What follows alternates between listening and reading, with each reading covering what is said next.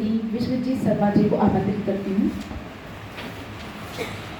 समय को लेकर के आए हैं, मैं सभी को प्रणाम करना चाहूँगा एक साथ, क्योंकि एक शायरी जो मैंने अभी बैठे बैठे बनाई थी, कहीं ना कहीं वो अजय जी उसका स्रोत थे जो हमारे बीच में भी नहीं है, वो प्रेरणा दे करके चले गए। थोड़ा सा ऐसे है कि जिए तो क्या जिए जब अपने लिए करना हो, जिए तो वो जिए जो देश के लिए अर्पित है। कहने का मतलब क्या है कि एक जानवर भी अपने बच्चों को जिया लेता है, लेकिन मनुष्य जीवन क्या इसीलिए है? तो ये थोड़ा सा चिंतन का विषय है। जैसे मेरा जो विषय है वो बहुत ही बड़ा है, अगर मैं दिन भर बोलूँगा तो शायद समाप्त नहीं होगा, लेकिन मैं इतना जरूर कहना चाहूँगा कि कृषि जो बर्बाद की गई हमारे देश की, उसके लिए जो डे बनना शुरू हुए, यानी हमने अपनी प्राकृतिक खेती को जो समाप्त किया, या कहा जाए अंग्रेजी या पाश्चात्य शिक्षा में हम गए, तो सबसे पहले तो आज एक दिवस है जिसे पृथ्वी दिवस के नाम से जाना जाता है, और अंग्रेजी में उसे अर्थ डे कहते हैं। दूसरा, आज अक्षय तृतीया का जो त्यौहार है, तो मैं आपको कहना चाहूँगा हमारे यहाँ उद्यमिता की कभी कमी नहीं रही, ना हम कभी उद्यमिता से वंचित रहे। हमारे यहाँ जितने भी त्यौहार हैं, आप साइंटिफिक रीजन निकाल लीजिए, वो हमारी एक फसल के तैयार होने के बाद है। यानी हमारी अर्थव्यवस्था पूर्वजों से नहीं, अनादिकालों से चलती आ रही है। अक्षय तृतीया आज है, हमारी कौन सी फसल तैयार हो चुकी है ये बता सकते हैं आप लोग? और रबी की सारी फसलें। बिल्कुल सही, रबी की सारी फसलें। क्षेत्र अलग अलग हो सकते हैं, फसलें अलग अलग हो सकती हैं, लेकिन ऋतु रबी है। और खत्म हुई तो घर में क्या आया? पैसा, धन आया, और धन से उस धन के अर्जन का स्रोत लेकर के आए। कुछ भविष्य निर्माण के लिए सोना ले रहे हैं, कोई चांदी ले रहे हैं, कोई भविष्य के पुरोधा के कार्य कर रहे हैं। लेकिन हम पहले अपने घर की अर्थनीति को मजबूत करते थे, सोना या चांदी ही लेते थे, लेकिन इन विदेशी कंपनियों ने इलेक्ट्रॉनिक से जोड़ दिया। अब कितने लोग इलेक्ट्रॉनिक सामान ला रहे हैं? यानी जो उद्यमिता हमारे देश का था, हमारे राज्य का था, हमारे क्षेत्र का था, उसको हमने विदेशों को दे दिया। यानी हम सारे उद्यमिता के स्रोत विदेशों को देते जा रहे हैं। मैं थोड़ा सा जल्दी करूंगा क्योंकि समय कम है, और कृषि के क्षेत्र से बढ़ करके उद्यमिता की ओर आऊँगा। एक दूसरा, ये जो वर्ष है हमारा, मोटा अनाज वर्ष है, ये विदेशों का नहीं है, ये हम भारतीयों का है। गर्व करना चाहिए, 2023 हमारा मोटा अनाज वर्ष है, और गर्व होना चाहिए हमें अपने प्रधानमंत्री पर, जिन्होंने विश्व पे ये जताया कि मोटा अनाज ही शरीर के लिए स्वस्थ है, कारण उसमें पाया जाने वाला फाइबर। क्योंकि जब तक हम फाइबर नहीं लेंगे, हमारा जो शरीर है वो स्वस्थ नहीं होगा। फिर हम आते हैं, जो त्यौहार की बात मैंने कही, आप कोई भी त्यौहार, मैंने आज अक्षय तृतीया का उदाहरण दिया, आप होली ले लीजिए, दिवाली ले लीजिए, जो भी हमारे त्यौहार हैं, नवरात्र हमारे त्यौहार से जो शुरुआत करते हैं 9 वर्ष के, हैं डॉक्टर एम एस स्वामीनाथन जी, पिता तो कहे गए ग्रीन रेवोल्यूशन के, ये पढ़ाया गया, लेकिन 90 में उन्होंने कहा था, 1990 के दशक के बाद उन्होंने कहा था, मेरी जीवन की सबसे बड़ी गलती हुई है हरित क्रांति। ये कहीं पर चर्चा का विषय नहीं।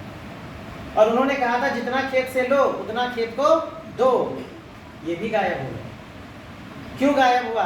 थोड़ा सा, क्योंकि समय कम है, मैं थोड़ा विषय दे करके जाऊंगा, और उस पर आप प्रश्न भी करिएगा, तब मैं उसके जवाब दूंगा। क्योंकि जब तक प्रश्न नहीं आएगा, हमारा सत्र ही है, प्रश्न किया जाए तो जवाब दिया जाए। फिर बात करते हैं जैविक क्या है। जैविक का नाम सुनते ही हम तरह तरह का ऑर्गेनिक और फला और ये गोबर की खाद, ये सब सोचने लगते हैं। क्या यही वास्तविकता में जैविक है? इसके ऊपर भ्रम फैलाए गए विदेशी कंपनियों के द्वारा कि लोग जैविक पढ़ना है, प्राकृतिक खेती पढ़ना है। हमारे यहाँ का शब्द है प्राकृतिक खेती, ऑर्गेनिक का है जैविक खेती। जैव मतलब जीव का अंश मिलकर बना है जैविक, तो प्राकृतिक भी तो वही है, तो हम इसको प्राकृतिक खेती के रूप में ही बढ़ावा दें, क्योंकि ये हमारी संस्कृति का शब्द है, प्राकृतिक खेती। तो इसके विषय में जो भ्रम फैलाया गया कि श्रीलंका बर्बाद हो गया, एक उदाहरण दिया गया, श्रीलंका बर्बाद हो गया केवल जैविक खेती की तरफ बढ़ावा किया था इसलिए, जबकि वहाँ के आर्थिक क्राइसिस, वहाँ की नीतियाँ थी, ना कि जैविक था। इस भ्रम को दूर करने के लिए सबसे पहला राज्य जो जैविक बना वो कौन है? बर्बाद हो गया। देश का उत्पादन एक तरफ, सिक्किम का उत्पादन एक तरफ, और सबसे महंगा उत्पादन सिक्किम का है। दूसरा राज्य जो जैविक की तरफ जा रहा है वो असम है, और तीसरा जो बनने जा रहा है जहाँ 100% पेस्टिसाइड्स बैन किए गए वो उत्तराखंड है। यानी ये वो राज्य हैं जहाँ कहा जा रहा है कि आप खेती करेंगे जैविक या प्राकृतिक, आपका उत्पादन घटने वाला नहीं है। भ्रम की जो स्थिति फैलाई गई है हमारे बीच में, उसको दूर करने का विषय है। और ये विषय हम जैसे कार्यकर्ता खासतौर पे एबीवीपी के कंधों पे सबसे ज़्यादा है, क्योंकि वो स्टूडेंट होते हैं।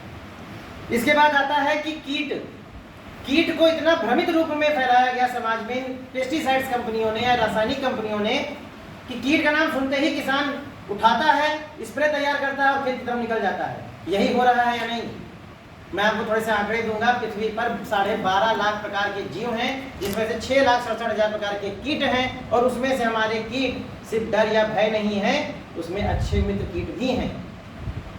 ऐसे मित्र कीट जो खेत में सैनिक की तरह रहते हैं और रक्षा करते हैं हमारी फसलों का।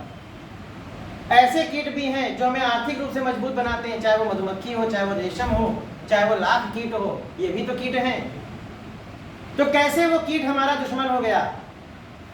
हमें पहचान नहीं है उन कीटों की जो हमारे देश में फसल को रक्षा कर रहे हैं। अगर हम आर्मी को शत्रु दिखा दें, जो कश्मीर में या हो रहा था, विषय नहीं है लेकिन मैं आपको बताना चाह रहा हूँ कि हमारी जो आर्मी है वो शत्रु है। कश्मीरी लोगों को यही तो समझाया जाता था, तो उन्हें नहीं पता है कि देश की रक्षा करने वाले कौन है और देश को नुकसान करने वाले कौन है। इसी तरह किसानों के दिमाग में भरा गया कि हर प्रकार का कीट आपके खेत को नुकसान पहुंचा रहा है। इसी पर बात नहीं टिकी, बीजों के ऊपर आए कि आपका उत्पादन इसलिए कम हो रहा है क्योंकि आप नवीन पद्धति के जो जीन परिवर्तित बीज आ रहे हैं, आप इनको नहीं उगा रहे हो। खेल यही नहीं रुका है, क्योंकि देसी बीजों में ना रोग इतने आते हैं ना कीट इतने आते हैं, इसलिए देसी बीज सबसे पहले समाप्त करो। फिर आया मृदा, क्योंकि किसान का मित्र कौन सा है बताइए? किसान का मित्र कौन है? केचुआ। मुंह पर आ गया केचुआ। तो केचुए की खाद खरीदने बाजार में क्यों जाते हैं? ये चिंतन का विषय है, यानी उसका भी औद्योगिकरण किया जा रहा है। क्या केचुआ हमें जिंदा करने के लिए या केचुए की खाद के लिए हमें कोई फैक्ट्री डालने की जरूरत है? हमारा खेत आज भी केचुए का उत्पादन कर रहा है, बस हमें यूरिया डालने की जरूरत नहीं है। यूरिया का एक दाना कई हजारों केचुए को मार देता है। अब केचुआ भी हम जो ला रहे हैं वो भी विदेशी। नीति देखिए, और उस विदेशी केचुए के पसीने में लेड पाया जाता है। ये मैं नहीं कहता, ये भारतीय कृषि अनुसंधान कहता है। और लेड ना शरीर के लिए अच्छा है ना पर्यावरण के लिए। आता है कि नहीं आता मैं ये नहीं कहता, मैं जो कह रहा हूं आप उस पर विश्वास करें, आप उस पर चिंतन करें, रिसर्च करें। फिर आते हैं, बात करते हैं सिंचाई की। सिंचाई की पद्धतियों को बदलने का प्रयास किया जा रहा है। हमारे यहाँ प्राकृतिक खेती की जो प्राकृतिक तरीके के जो सोर्सेस थे, हमारे पशु बेकार नहीं थे, वो भी बेरोजगार नहीं थे, उन्हें बनाया गया। इसके बाद अब विदेश में क्या हो रहा है, वो वैसा तेल लेना चाहते हैं, यानी रोजगार देखिए वहां वो बना रहे हैं, वो पशुओं से निकलवा रहे हैं और हमें मशीनरी दे रहे हैं। हमारा जैविक ले रहे हैं और वो रसायन दे रहे हैं। आप सोशल मीडिया पे चीजें देखते होंगे। फिर आगे बात करते हैं, एक छोटी सी मशीन आती है, किसानों के जो पीठ पर लादते हैं और लेकर के खेत पर जाते हैं, जिसे कहते हैं स्प्रेयर या स्प्रे करने वाली मशीन। वहां भी उद्योग हमसे छीन लिया गया। कैसे छीना गया वो भी जानिए। पहली चीज तो जहर की मात्रा को बढ़ाया गया खेत में, यानी फव्वारे के छेद बहुत बढ़ा दिए गए। पहले एक होता था, अब 12, 13, 14 कर दिए। जहां 1 टन की स्प्रे लगता था वहां 4 लग रही हैं। जहां थोड़ा सा जहर जाना था वहां बोलते हैं ज्यादा जा रहा है, और नाम दे दिया दवाई। आप मुझे खुद बताएं कि दवाएं जिंदा करती हैं या मारती हैं? जिंदा करती हैं तो मारता कौन है? तो दवा ना कह के जहर कहने के लिए आप लोग इस पर चिंतन करिए और जहर के नाम से लोगों को बताइए कि देखो जहर खरीद के जा रहा है। एक ताना आने वाले समय में जहर कम कर देगा। बात करते हैं फिर मंडी की। किसान के दिमाग में इतनी गंदगी बैठाई जा रही है मंडी में, क्योंकि मंडी में कोई भी किसान नहीं है। किसान खेत से अपना फसल तैयार करता है, मंडी तक आता है, जहां व्यापारी बैठे हुए हैं और उसके उद्योग को छीन रहे हैं और उसको बीड़ी या सिगरेट जो भी पीता है, कहते तुम बाबूजी बन के पियो, तुम्हारी फसल हम बेच रहे हैं। उसी के सामने उसकी तैयार हुई फसल 16 रुपए की बिक रही है और उसको बाद में 2 रुपए 3 रुपए का हिसाब दिया जाता है। ये चार्ज वो चार्ज ऐसे करके उसका काट लिया जाता है। ये भी एक चिंतन का विषय है क्योंकि यहाँ भी हमारा व्यवसाय है। नेमाटोड्स एक ऐसी समस्या है जो फसलों को बर्बाद करती हुई चली जा रही है। ये यहाँ से एक शब्द मैं बता रहा हूँ, नेमाटोड्स फसलों को बर्बाद कर रही हैं। ये बहुत ही जरूरी है आपको बताना। भारत की बहुत बड़ी जमीन बंजर की तरफ जा रही है और नेमाटोड्स से बढ़ इसीलिए रहे हैं, सिंचाई की पद्धति और खेती का तरीका गलत हो गया। फिर आते हैं रोजगार के अवसर, क्योंकि मेरा जो मेन विषय अब आता है, जो सबसे बड़ी आवश्यकता है वो है रोजगार। हमारे देश की अर्थव्यवस्था का 72% हिस्सा कृषि का हुआ करता था पुराने समय में, लेकिन आज 3 से 4%। कितना प्रतिशत गिरा? लगभग 67%। कितना प्रतिशत रोजगार छिन गया? लगभग 67%। यानी हमने अपने हाथ के रोजगार को स्वयं समाप्त किया। हमारे यहाँ लोहार थे, हमारे यहाँ बढ़ई, मैं इसलिए कह रहा हूँ थे क्योंकि उन जगह मशीनें आ गई, रोजगार कम हो रहे हैं। उद्यमिता के रोजगार के विषय में जो मेला लगाने का आयोजन है, क्योंकि मेरा विषय मेले के लेकर के भी है, क्योंकि हमारे कार्यकर्ता मेला कैसे लगाएं एक समस्या भी आ रही है। मेले का जो सबसे बड़ा केंद्र है वो हमारा आईटी सेक्टर है, क्योंकि लोगों के दिमाग में है आईटी ही सबसे ज़्यादा रोजगार देता है, जैसा भी एक विषय आया था। तो हमारे यहाँ जो कौशल विकास योजना के नोडल ऑफिसर हैं उनको हर महीने की 21 तारीख को रोजगार मेला लगाने का नियम है सरकारी कागज पर, लेकिन वो लगता कितना है ये आप उसको चेक करेंगे। और रोजगार मेले का जो दूसरा सबसे बड़ा केंद्र है वो जहाँ हम लोग रजिस्ट्रेशन करते हैं, एम्प्लॉयमेंट ऑफिस, जहाँ से सभी को मैसेज जाता है कि इतने मेले यहाँ पर लग रहे हैं। आप लोग जाइए पूछिए क्यों नहीं मैसेज आ रहे हैं। डिजिटल कहने से डिजिटलाइजेशन नहीं होगा, उसका सही इस्तेमाल हम युवाओं के कंधों पर है। अब रोजगार कहाँ कहाँ है मैं उसके एक लिस्ट के रूप में बता दूंगा, क्योंकि समय भी कम है और हमें बात भी समाप्त करनी है। ब्रांड है जैविक, है या नहीं है? लेकिन किसान से पूछे जाके उसके सामने पहला प्रश्न आता है बाजार का। हम जैविक उगा लेंगे, कहाँ बेचेंगे? वहीं बेचेंगे जहां उसको बेचेंगे। किसको? जहर को। पहले ये कहना बंद कर दिए कि जैविक 2 गुना 3 गुना महंगा बिकता है। अब उसके दिमाग में क्या आ रहा है? 2 गुना 3 गुना। जब उसको ये पता चल जाएगा कि जैविक से उत्पादन ज़्यादा है, समाज में रोग और कीट कम आएंगे, उसकी लागत कम होगी, उसका प्रॉफिट बढ़ेगा। प्रॉफिट कैसे बढ़ेगा? क्योंकि जब लागत कम होगी तो भी प्रॉफिट में बढ़ोतरी होगी। तो इस तरीके से उसको बताइए, पहले बाजार स्वयं निर्मित होता है। जब रसायन का बाजार ऐसे नहीं आया, धीरे धीरे आया, ऐसे ही जैविक का धीरे धीरे आएगा। क्योंकि आप स्पेशली जैविक के बाजार ढूंढने चले जाएंगे तो कहीं नहीं मिलेगा। आप अक्सर देखेंगे लोग आते हैं, गाड़ी से उतारते हैं, जैविक टैग लगा करके रसायन वाला बेचकर चले जाते हैं। बाजार को ढूंढने की आवश्यकता नहीं है। अगर आप इकोनॉमिक्स के स्टूडेंट हैं तो आपको पता होगा, एक विक्रेता और क्रेता जहां उपस्थित हो जाएं वहीं बाजार का निर्माण हो जाता है, और इसे अल्पकालीन बाजार के नाम से जाना जाता है। मैं एक छोटा सा उदाहरण अपने ही देना चाहूँगा। आज से लगभग 4-5 वर्ष पहले जब मैंने अपनी कंपनी की शुरुआत की थी, Shri organic future private limited, उससे पहले मेरा संघ लोक सेवा आयोग में सिलेक्शन भी हुआ था। मैं नाम नहीं लेना चाहूँगा, एक नेता का गलत बयान आया था, ये तनख्वाहियाँ हैं, इनसे डरने की आवश्यकता नहीं। मैंने कह दिया नौकरी नहीं करनी। उसके बाद मैंने अपना व्यवसाय लगाना शुरू किया, बढ़ाना शुरू किया, किसानों के बीच में गया, 65,000 रुपये डालकर फिर थोड़ा सा व्यवसाय बढ़ा, 2,000 रुपये में कंपनी रजिस्टर्ड की 2 लाख रुपये में, और उस 2 लाख को मैं आज 40 लाख पे ले जा चुका हूँ। ये छोटी सी शुरुआत है। मैंने सिर्फ चिंतन किया कि मुझे क्या बनना है, एक व्यवसायी बनना है। एक चिंगारी दी और आग दिया, स्वरूप दिया, ठान लिया करना है, बस हो गया। ये नहीं सोचा कैसे।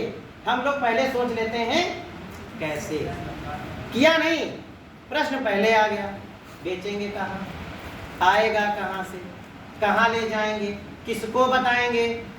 सबसे पहले स्वयं मजबूत हो जाइए।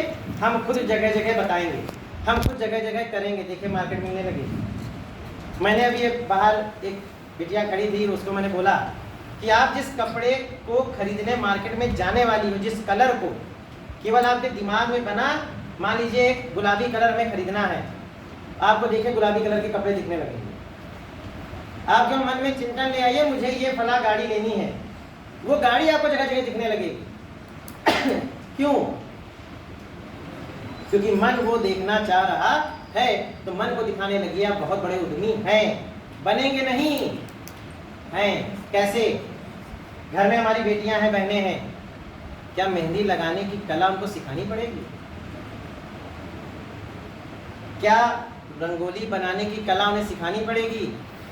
क्या टिफिन बनाकर सप्लाई करने की कला सिखानी पड़ेगी? जब जोमेटो और स्विगी बढ़ सकते हैं तो हमारी घरेलू टिफिन गायब कैसे हो गए? क्या हमें लड्डू बनाने की कला को सिखाना पड़ेगा?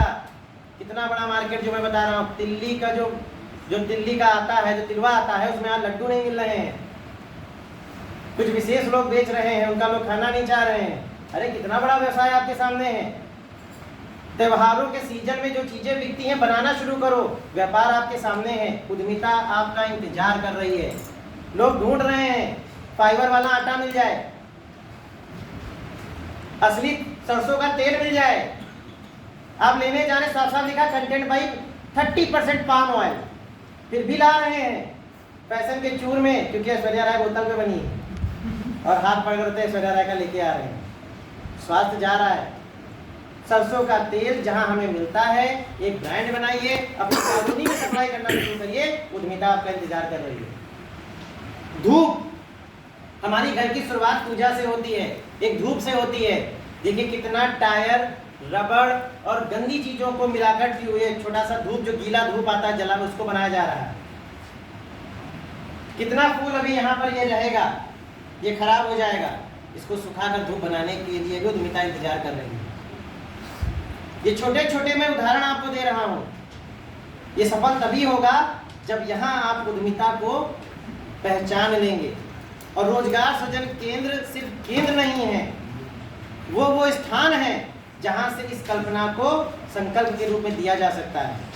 हम बताते हैं बैंक में सब्सिडी दे रहे हैं 35%, फला को 25%। अभी उद्योग नहीं लगा, ये खाएंगे कैसे, पहले जुगाड़ ढूंढ रहे हैं। ये सत्यता है मार्केट की। कितने साल में जमा करनी पड़ेगी? अगर व्यवसाय ना लगाए, ऐसे मिल जाए तो निगेटिव। अरे ये सोचो कि वो 10 लाख 5 लाख जो हमें मिल रहा है, उससे करोड़ों का बिजनेस खड़ा कर देंगे, तो क्या 2 लाख 2.5 लाख 1.5 लाख सब्सिडी के चक्कर में पड़े हुए हो। वो तो सरकारें कह रही है कि आप बढ़ो, आर्थिक नीतियों में आगे आओ। गरीब हुए हो दुर्भाग्य है, गरीब मर जाओ ये उससे बड़ा दुर्भाग्य है। क्योंकि हर एक चीज की शुरुआत छोटी सी होती है। और लास्ट में एक ही बात कहूंगा, प्रकृति सब कुछ सिखाती है। प्रकृति हमें बहुत कुछ सिखाती है। पूरी पृथ्वी पर सबसे छोटा बीज कौन सा है? सबसे छोटा बीज, प्रश्न चल रहा है। जो विशालकाय सबसे बड़ा वृक्ष है, उसका सबसे छोटा बीज होता है। उसके छोटी सी शुरुआत उसकी विशालकायता को समाप्त नहीं कर पाती। केवल आपकी सोच छोटी है। और कहावत है, पांव की मोच और छोटी सोच जीवन में आगे। पता है आपको, मैंने पूरी नहीं की। रुका हुआ इंसान और ठहरा हुआ पानी दोनों सड़ जाता है। पता है आपको, मैंने नहीं पूरा किया। समस्या यही है, पता है, बस स्वरूप नहीं दे रहे हैं। जिसने स्वरूप देना शुरू किया, जिसने कल्पना को उजागर करना शुरू किया, सफलता, उद्यमिता और घर में रोजगार अपने आप चल करके आता है। समझ में आ रहे ना? कहते हैं लक्ष्मी जी का नाम अकेले नहीं लेना चाहिए। क्यों नहीं लेना चाहिए? प्रकृति सिखा रही है हमें उद्यमिता बनाने के लिए। देखो प्रकृति बहुत कुछ कहती है, इशारे देती है, आप नहीं समझ रहे। क्यों हमें लक्ष्मी जी का नाम या उनका अकेले आवाहन नहीं करना चाहिए? पता है किसी को? इसलिए नहीं पता है क्योंकि हम उद्यमिता से वंचित हो गए। हमें जब हमारे अपने मूल चीजें, मूल सिद्धांत नहीं पता, इसलिए क्योंकि उनका वाहन क्या है? उल्लू। वो बन जाते हैं और रोजगार से वंचित रह जाते हैं। समझ में आ रहा है ना? कैसे कैसे रोजगार आपके बीच में, मैंने कितने उदाहरण दिए। छोटे, आज सबसे बड़ी समस्या मैं आपको बता रहा हूँ, समस्या प्रॉब्लम सॉल्वर बनिए, पैसा बहुत है मार्केट में। हर माता पिता आज के डेट में अपने 1-2 साल के बच्चे से परेशान। इसलिए परेशान है, बुरा मत मानिएगा, मैं वास्तविकता बता रहा हूँ। इसीलिए ये प्ले और दुनियादारी छोटे छोटे स्कूल क्लासेस चालू हो गई। पैसा दो, जान छुड़ाओ। अरे कोई इसको ले जाए, कहाँ ले जाए भाई? अगर वो बच्चा अपने बाबा के कंधे पे नहीं खेलेगा, वो अनुभव नहीं लेगा, उद्यमिता कैसे बनेगा? पढ़ोगे लिखोगे तो बनोगे नवाब, और खेलोगे कूदोगे तो होगे खराब। सचिन तेंदुलकर क्या कर रहा था? अभी थोड़ी देर में बात नवाब बन गया। और एक कहावत, हेलो, पढ़ोगे लिखोगे अच्छी नौकरी मिलेगी, और जब अच्छी नौकरी मिलेगी तो क्या मिलेगी? अच्छी। लड़के खुश हो गए क्योंकि यही कहा जा रहा है, शादी नहीं होगी। बताओ, ऐसे से पोस्ट आते हैं कि सरकारी नौकरी है, लड़का बैगन से भी पूरा भूंजा भाग है। बोलने का आवश्यकता नहीं है। पहले, मैं पुरानी चीजों पे जा रहा हूं, पहले जब माँ बाप अपनी बेटी के लिए वर ढूंढने जाते थे और पता चल जाए ये नौकर है, किसका? सरकार का, तो शादी करना पसंद नहीं करते थे। ये हमें नौकरे वाली सोच है। और आज कहने का विषय नहीं है। अगर हर व्यक्ति यही ढूंढने लगा तो आप मुझे ये बताएं शादियां कैसे होंगी? 3% सरकारी जॉब, 4% प्राइवेट जॉब, बाकी अन्य। तो उद्योगपति कौन बनेगा? कौन बनेगा? अब मैं छोटा सा प्रश्न आप लोगों से करूंगा, उसके बाद आपके प्रश्न चालू होंगे। पैसा किसमें है? व्यवसाय में। तो कर क्यों नहीं रहे? तो कर क्यों नहीं रहे? कर रहे हैं। बहुत अच्छा, बात समझिए। ये बच्चों से मैं पूछना चाह रहा हूँ। मैंने 16 साल की उम्र में फर्स्ट बिजनेस स्टार्ट किया था। आज हमारे 4 बिजनेस चल रहे हैं। बहुत अच्छी बात। मेरा किसी से सपोर्ट नहीं। बहुत अच्छे। लेकिन एक चीज और याद रखिएगा, आपने इतना बड़ा किया लेकिन अहंकार नहीं आना चाहिए। नाश की जड़ है। ये मैं बहुत बड़ा ज्ञान आपको दे रहा हूं। सेवक बने रहिए। क्या बने रहिए? सेवक बने रहिए। सत्ता मिलती रहेगी, और सत्ता भोगने लगे तो सेवक भी नहीं रहेंगे। बात समझ में आ रही ना? तो अब आपका प्रश्न जो भी है, कैसे रोजगार लगाएं, या जो भी कार्य करता है कैसे हमें रोजगार मेला लगाना है, वो और किस तरीके के रोजगार हम जैविक क्षेत्र में कर सकते हैं, वो स्टार्ट होता है। जो भी मैंने कई सारे पॉइंट दिए थे जिनको अधूरे छोड़े थे, कि आप प्रश्न कर सकते हैं। अगर प्रश्न नहीं आए तो हमारा सत्र समाप्त होता है।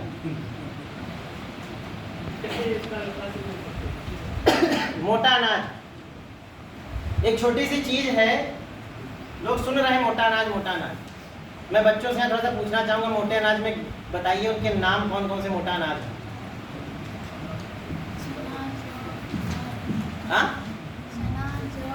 चना जो ये मोटा अनाज है, कोई हंसेगा नहीं। बाजरा, कोई हंसेगा नहीं, कोई बड़ा नहीं बोलेगा। यही क्योंकि हम आज, अगर आपको ये मालूम होता, अगर आप वहां पर गए होते, उस मंच पर गए होते, वहां पर प्रदर्शनी के रूप में जो लगा हुआ था तरह तरह का आटा, आपको जानकारी हो जाती। लेकिन हम क्या कर रहे हैं? चिड़ैया उड़, अच्छा यारी, तोता उड़, अच्छा अगली रील। मतलब इतनी गंदगी कुछ है ही नहीं उसमें, और वो देखने मस्त है। अच्छी चीज थी वहां देखने की, किसी ने नहीं देखा। प्रदर्शनी लगा दीजिए भाई साहब, 10 रुपये में आइए, टिकट लगा दीजिए, मोटा अनाज दिखाते हैं, बहुत लोग आ जाएंगे। ऐसे ही ये भारत है। केवल कल्पना दीजिए, पैसा है। और मोटा अनाज को कहने का आवश्यकता नहीं, केवल आप कह दो मैं मोटे अनाज की खेती करने जा रहा हूँ, बड़े बड़े अधिकारी आपके खेत पर आ जाएंगे, भैया ये हमें दे देना। केवल एक बार आप कह दो तो ये आपके पहले प्रश्न का जवाब। अगर इसमें आप और बढ़ा सकते, जड़ों को धीरे धीरे खत्म कर देते, पौधे सूख जाते हैं। लेकिन एक क्वेश्चन और उसी में उठता है कि ये भूमि को ये ऊसर बना देता है, तो ये कैसे बनाता है? पहली चीज, भूमि को ये ऊसर नहीं बना रहा है, ये हमारे दिमाग से निकालना है। दूसरा, इसका रसायन में कोई इलाज नहीं है, ये भी जान लेना है। अगर आप प्राकृतिक तरीके से नेमाटोड पे इलाज जानना चाहते हैं तो पहले तो हमें फसल चक्र अपनाना है। फसल चक्र क्या है, इसको जानना है। फसल चक्र के विषय में कहा गया है, निश्चित क्षेत्र में निश्चित क्रम में फसलों को इस प्रकार से हेर फेर कर उगाना कि मृदा की उर्वरा शक्ति बनी रहे। किसी भी कृषि के विद्यार्थी से पूछेंगे पढ़ेगा, लेकिन खेत पर कभी फसल चक्र नहीं करेगा। फसल चक्र का मतलब है दलहनी फसलें आएंगी, अजेटोबैक्टर, माइकोराइजा, अलग अलग के फंगस क्रिएट होंगे, नाइट्रोजन फिक्सेशन होगा, वायुमंडलीय नाइट्रोजन को खींच करके जमीन में देगा, वहां से वो पौधा ग्रहण करेगा, सीसी क्रिएट होगी, केटायन एक्सचेंज कैपेसिटी, चीज़ों का आदान प्रदान बहुत बड़ा विषय है। नेमाटोड्स को सीधे गेंदा रोक सकता है, यानी गेंदे की खेती करें, उसको खेत में दबा दें, साल में एक बार प्रयास करने लगे, नेमाटोड ऐसे खत्म हो जाएगा। अगर आप नहीं कर पा रहे हो तो उसकी दवा हमारे पास है, और गर्व से कहता हूँ इंडिया में इकलौता हूँ जो जैविक दवा नेमाटोड्स की बना रहा है। और ये कीट नहीं है, ये सूत्रकृमि है, ये सूत्रकृमि है। और वहीं पर रसायन कंपनी 8,000 रुपये लीटर देती है, और उसी दवा को मैं 1,500 रुपये लीटर में दे रहा हूँ। और रसायन 22 लाख करोड़ रुपए का पेस्टिसाइड प्रति वर्ष आप लोग खरीदते हैं। कितना? 10 लाख। ये आंकड़ा मैंने 2021 का बताया, क्योंकि कोरोना की वजह से बीच के आंकड़े नहीं है। कितनी बड़ी हमने उद्यमिता किसको दे दी? ये किसके पास हो सकता था? अगला प्रश्न। हाँ, अभी तो पूरे सेशन से मतलब वास्तविकता में हम देखें तो समस्या ये हो जाती है कि आज अगर स्थिति जैसे सरकारी नौकरी का सब लोग भागते हैं, बेटी की शादी से लेकर बहुत सारी चीज़ें हैं, लेकिन बात ये पड़ जाती है कि जैसे जिसके पास आप देखेंगे 40-50 बीघे खेती भी है, वो भी खेती नहीं करना चाहता है। तो क्योंकि वो अच्छी खासी कर भी सकता है, उसके पास अलग बिजनेस कोर्स में सब कुछ है, तो उसका कारण है सम्मान। जैसे आप देख लीजिए, कोई चाहे कोई भी फंक्शन हो, चाहे कॉलेज का फंक्शन हो या कोई बाहरी फंक्शन हो, सब जगह चाहे डीएम एसडीएम या कोई नौकरी में सक्सेस उनको मिला जाएगा। कोई अगर एक लड़का IAS पेपर क्लियर कर लिया या बैंक की परीक्षा क्लियर किया, उसका तुरंत पेपर में नाम आ जाता, सब कुछ है। तो लेकिन कोई ऐसे मंच नहीं मिलते हैं कि जो छोटे से किसान या ब्लॉक स्तर पर, पंचायत स्तर पर की जो थोड़ा है, तो वो उनको सम्मानित किया जाए कि इन्होंने ये इतना ये ढाबली खुली या इन्होंने ऐसा छोटी सी खेत से इन्होंने इतनी कमाई। तो अगर मुझे लगता है कि अगर उनको वो प्रोत्साहन दिया जाए, और एक मंच के माध्यम से हम ही लोग दें या किसी, तो उनको एक अलग प्रोत्साहन मिलेगा। दूसरी चीज़, जैसे खेती में कहा जाता है कि जुआ है, एक बार फसल चली गई तो क्या है, तो कुछ उसमें जैसे जो अध्याय तो बहुत सारी मछली पालन है, बहुत सारे कुक्कुट उद्योग बताया जाता है, लेकिन ज़मीनी स्तर पर उतने अच्छे से नहीं है। और एडवांस मतलब एडवांस जैसे फीचर्स यूज़ करते हुए जो बहुत सारे जैसे मशरूम हुआ या बहुत सारे उसके उत्पाद बनाते हैं, मतलब बहुत सारी जैसे अभी मिलेट पेनोर की भी मोदी जी चला रहे थे बाजार उत्पाद, तो वो सब चीज़ें हम लोग कैसे मतलब कहाँ से मन से ट्रेनिंग के माध्यम से उनको प्रोवाइड करा सकते हैं। आप स्वयं जवाब दे रहे हैं कि हम मंच देंगे, हम सम्मान देंगे। अभी पूरा सुनिएगा, क्योंकि अच्छे वक्ता होने के से पहले आपको अच्छा श्रोता होना होगा। हमारे बाराबंकी में पद्मश्री हैं, नाम जानते हैं? नहीं जानते आप सर्च करिएगा, यानी सम्मान मिलता है। सर मैं नाम नहीं ले रहा हूँ इसलिए ताकि थोड़ा सा सर्च करिएगा, क्योंकि युवा को जब कुछ छुपा के दो तो बहुत अच्छे से जानना चाहता है।